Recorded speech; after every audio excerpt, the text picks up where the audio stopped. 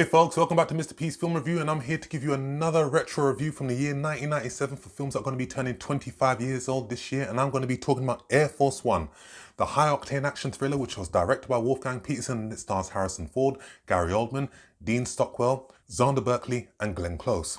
In this film we see Harrison Ford play the President of the United States, James Marshall, who has his plane hijacked by Russian terrorists led by Gary Oldman's character Igor Kushnov, masquerading as journalists, and they wish to see their leader Radek, played by Jürgen Prochnow, released from prison, otherwise they will kill a hostage every half hour.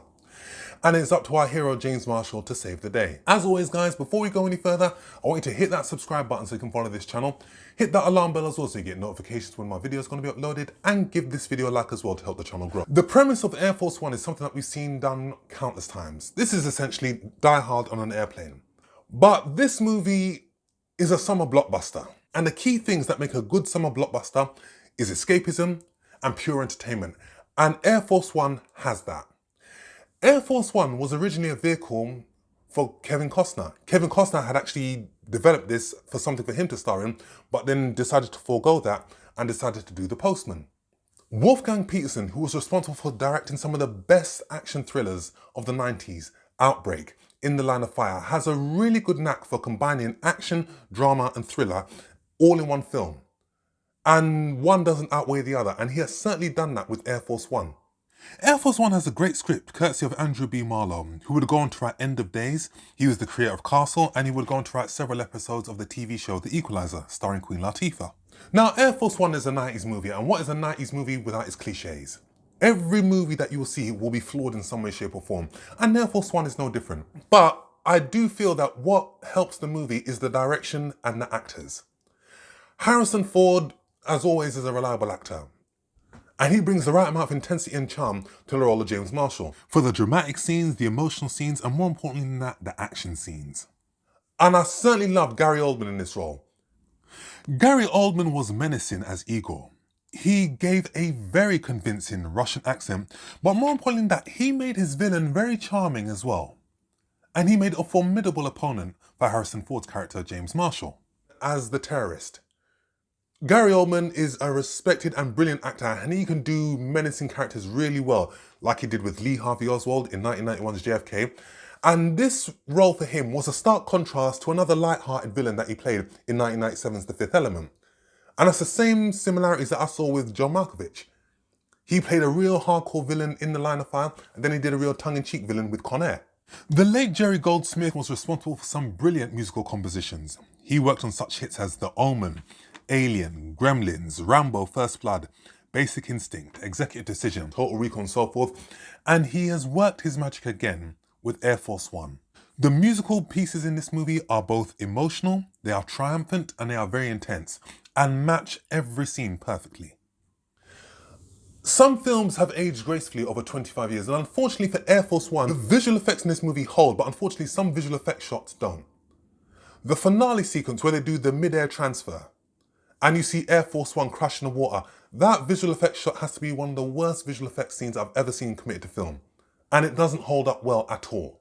There are some spectacular set pieces in this movie, from the mid-air fuel transfer, to some brilliant shootouts, to some brilliant intense scenes between Gary Oldman and Harrison Ford, to the takeover of the plane, just how well that is orchestrated. And we have a brilliant dogfight, where Air Force One takes on some MiGs. James Marshall helming the controls of Air Force One, taking on fighter pilots. And you get a sense of nostalgia when you see that scene, because that was Harrison Ford pretty much imitating his most iconic role to date as Han Solo in the Star Wars films. The supporting cast in this movie is great. Xander Berkeley, who is a brilliant actor, who's done numerous things from 24, he was in Terminator 2, he plays the traitor in this movie. And unfortunately, there was no rationale for why he did what he did, and his relationship with the terrorists. But Air Force One isn't a movie that overstays its welcome. It is a well-paced movie. And like I said in the beginning, Wolfgang Peterson knows how to combine action and drama very well. This is a two-tier movie, where you have the action in the sky, and then on the ground, the President's associates, where we see Glenn Close's character, the Vice President Catherine Bennett, who wishes to decline that the President is incapable, trying to ascertain how Air Force One was taken over, and more importantly than that, can he still be objective as the President? Bearing in mind that he's conflicted between the free world and his role as a husband and a father. And under the 25th Amendment, wants to override his decision to release Radek. That, for me, was another intense scene in the movie. And it was almost like a race against time type of element. But it was very impactful, very intense. And I liked how the drama just went back and forth between the two. I thought those were some of the best scenes in the movie. And all the characters in that particular scene, from Bill Smitrovich, from Glenn Close, Dean Stockwell, they all play their roles very well. What would a 90s movie be without a really brilliant kill and a great one-liner to accompany that kill? And Air Force One easily has one of the best lines that fit that category.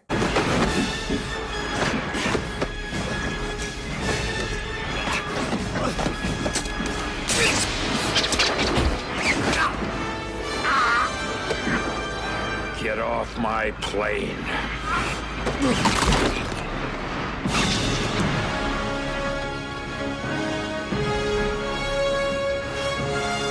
But on the whole, Air Force One is an entertaining summer blockbuster. It hits its mark. It does what it's there to do. That is to entertain. And it certainly does that. Wolfgang Peterson, well-experienced action director, handles the action scenes very well. Harrison Ford, Gary Oldman, on top form, acting-wise. It has thrills, it has great action set pieces, and it has a great musical score. So I'll give this one a very strong 8 out of 10. So guys, that's my review. As always, thanks for watching. Hit that subscribe button so you can follow this channel. Hit the alarm bell as well so you get notifications when my video is going to be uploaded. Give this video a like as well. Leave your comment with whether you've actually seen Air Force One and what do you think about it. And what is your favourite scene for that movie? Comment down below and I shall see you all on the next film review. Take care.